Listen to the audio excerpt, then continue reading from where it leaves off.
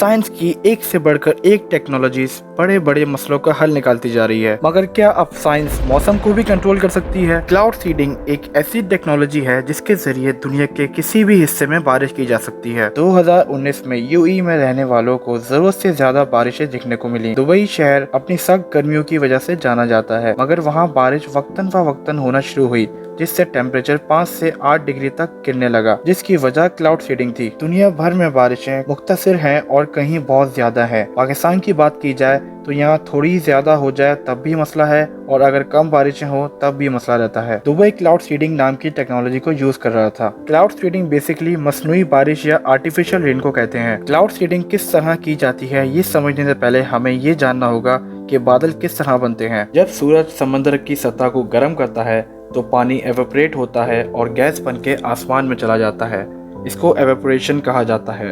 आसमान में जाते ही गैस ठंडी हो जाती है और वापस पानी की बूंदों में तब्दील हो जाती है। गैस का वापस पानी बनना कंडेंसेशन कहलाता है।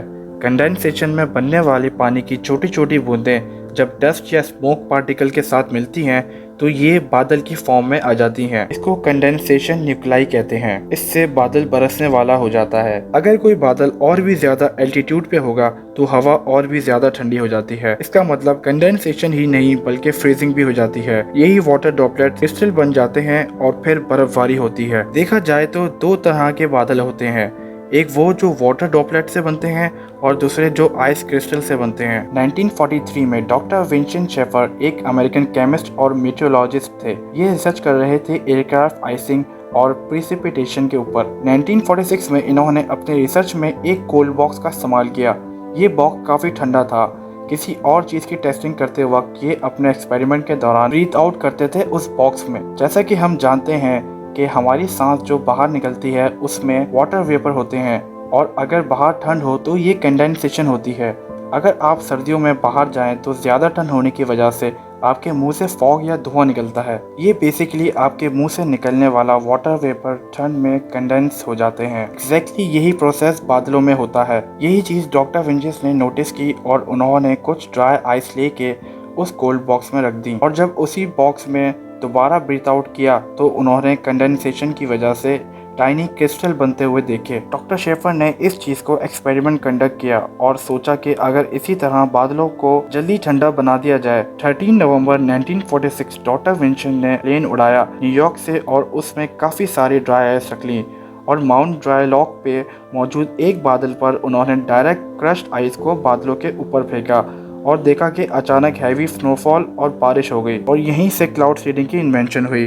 उसके बाद काफी ममालिक ने उसका इस्तेमाल शुरू किया। यही काम नेशनल सेंटर ऑफ मीटियोरोलॉजी करता है यूएई में। इसका प्रोसीजर ऐसे होता है कि पहले यूएई में बादलों पर नजर रखी जाती है और चेक किया जाता है कि कैसे इनको सीड किया जा सकता है। जैसे ही उनको पोटेंशियल क्लाउड नजर आते हैं तो पायलट्स प्लेन को रेडी करके फ्लाइट भरते हैं। जब जहाज पहले से ही तयशुदा बादलों के ऊपर पहुंचता है तो वहाँ कुछ मिक्सचर स्प्रे करता है। ये नमकियात होती है जो बादलों में जाके कंडेंसेशन न्यूक्लाई बना देती है और इस तरह बारिश हो जाती है, लेकिन ये आर्टिफिशियल रेन कहलाती है। सिर्फ 2017 में ही यूएई ने 242 क्लाउड सीडिंग ऑपरेशन किए।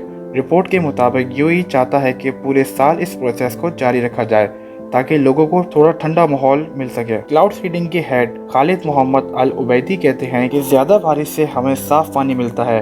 अगर हम क्लाउड सीडिंग को पानी साफ करने के लिए इस्तेमाल करें तो हमें ज्यादा सस्ता पड़ता है बनिस्बत समंदर से नमक वाले पानी को प्रोसेस करके साफ करने के। और किस किस मामले में क्लाउड सीडिंग फायदेमंद हो सकती है।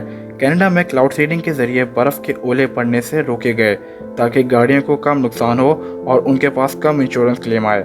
इसी तरह बिजली बनाने वाली कंपनी चाहती हैं कि सर्दियों में बर्फबारी ज्यादा हो, जिससे बाहर के मौसम में पानी ज्यादा बने और बिजली ज्यादा बनाई जा सके। तो सवाल ये आता है कि क्या कुदरत के साथ इस तरह खेलना सही है? ये आप हमें कमेंट्स में बताएं, और मज़ीद ऐसी इन्फॉर्मेटिव वीडियोस के लिए चैनल को सब्सक्राइब कीजिए। अपना ख्याल रखिए। अल्लाह हाफ़िज़।